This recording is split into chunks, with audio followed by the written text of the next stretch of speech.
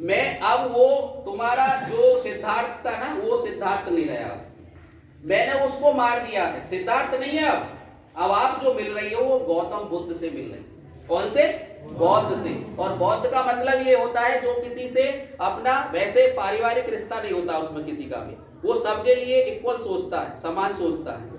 तो मैं तो अब सबका हूं, तुम्हारा नहीं हूं, अन्ना मेरा कोई, मेरे लिए सब अपने, पर्सनल कोई नहीं है, उन्होंने ये कहा था। यानी कि जो ये भ्रम, ये जाल है माया का, इससे मैं बहुत दूर जा चुका हूं। तो आप मेरे से आप हाथ जुड़वाइए, अपनी पत्नी के हाथ जोड़ रहे हो, कह रहे हैं कि मैं अब आपके साथ नहीं जा सकता, आप इस उम्मीद को छोड़ दीजिए, जो आपका पति था वो मर चुका है, वो मैंने मार दिया।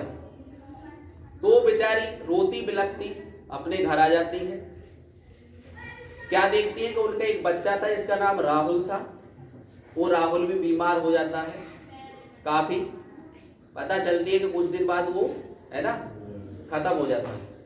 उसके बाद उनके जो पिताजी, उनकी हालत इतनी गंभीर हो जाती है, बीमारी से खराब हो जाती है कि उन्हें एक इच्छा होती है लास्ट, अपने सैनिकों से कहते हैं, सेनापतियों से, कि आप कैसे भी करो मुझे एक बार बौद्ध के दर्शन जरूर करा दो, मैं उससे मिलना चाहूँगा।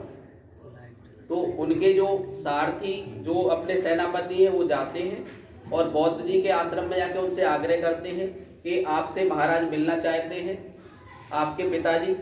तो वो ये कहते हैं कि मैं आ सकता हूँ एक शर्त पर, कि मुझे किसी आप जाल में नहीं फंसाएं, मैं एक साधु ब्राह्मण या बौद्ध हूँ जिसका कोई इस संसार से मतलब नहीं है। तो बोले ठीक है, जैसा मुझे ले जाओगे आप ऐसे ही यहाँ छोड़ के जाओ। तो वो उनके संग चल देते हैं। तो क्या देखते हैं, उनके पिताजी के पास जब वो जाते हैं तो उनके पिताजी बहुत लोभ लालच देते, भाई ये जो पिता है वो तो चाहेगा कि मेरी विरासत को संभाले, भाई इतनी विरासत है। चक्रवर्ती राजा के नाम से जाने जाते थे, चारों दिशाओं में जिसका शासन हो उसे चक्रवर्ती बोलते हैं। तो क्या हुआ, उनके पिताजी ने कहा कि भाई ऐसा है, तुम बौद्ध बन गए अच्छी बात है, लेकिन ये जो संसार है, जो हमारा जो पूरा शासन है, इसे तो संभाल लो। ये प्रजा आपकी तरफ देख रही है कि भाई आने वाला जो राजकुमार है हमारा सिद्धार्थ बने।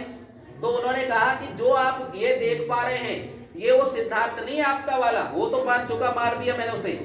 अब तो आप एक बौद्ध से मिल रहे हैं, और बौद्ध का मतलब है सत्य। सत्य है ये जो मैं सामने दिखाई दे रहा हूँ। क्यों? कुछ समय बाद आप भी यहाँ से चले जाएंगे, मैं भी चला जाऊंगा, एक दिन मैं स्थायी नहीं हूँ। उन्होंने ये कहा था, धीरे धीरे सब खत्म हो जाएगा, और जो आपने ये सब जोड़ रखा है ना, ये भी एक दिन सब नष्ट हो जाएगा। क्यों? आपने देखा होगा अर्थक्वेक जो आता भूकंप, उसमें सब नष्ट हो जाता है जब अपनी सी पे है ना वाइब्रेशन होता है। तो हम जो है एक कण के समान है, तिनके के समान है, हमारा कोई ज्यादा बड़ा वजूद नहीं है यहाँ।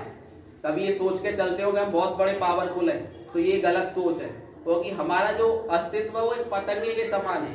पता चली जरा सा वायरस आया था, सब लोग घरों में घुस गए थे, है ना। तो हमारा इतना वजूद है कि वायरस तो बहुत छोटा है आपसे शरीर में, उससे डर के आप घुस गए अंदर, तो आप कहाँ पावरफुल हुए फिर, है ना। तो ये हमारा भ्रम है। फिर गौतम बुद्ध ने उनको फिर लास्ट उपदेश अपने पिता को दिया था वहां। उन्होंने कहा था कि जो संसार रूपी जो ये आप देख पा रहे हैं, जो ये आप जितना भी ये सत्य आप देख पा रहे हैं, ये आप सबने मानव ने जो निर्मित है, ये मानव निर्मित चीजें एक दिन नष्ट हो जाएंगी। केवल जो बचेगा वो जो नेचर ने बनाया है, प्रकृति ने, वो ही स्थायी रहेगा।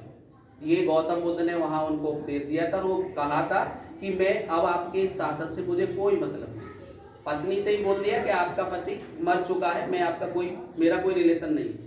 वहां से वो अपने परिवार को छोड़ के वापस अपनी जगह पर आ जाते हैं। फिर बाद में उन्होंने बहुत, एक घनानंद था, और भी बहुत शासक हुए बाद में, है ना, जो अशोक के वंशज थे।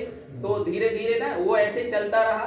तो फिर लास्ट में जाके जब इनकी एज इतनी हो गई कि अब चल फिर नहीं सकते थे, तो लास्ट में इन्होंने अपना शरीर त्याग दिया था, और लास्ट में ये फिर सीधे पंच तत्व में विलीन हो गए। तो ये इनका मेन जो बायोग्राफी थी, जो इनके संघर्ष की कहानी थी, ये रास्ता यही दिखा गया कि सबको मिलजुल के रहना चाहिए, एक दूसरे की हेल्प करनी।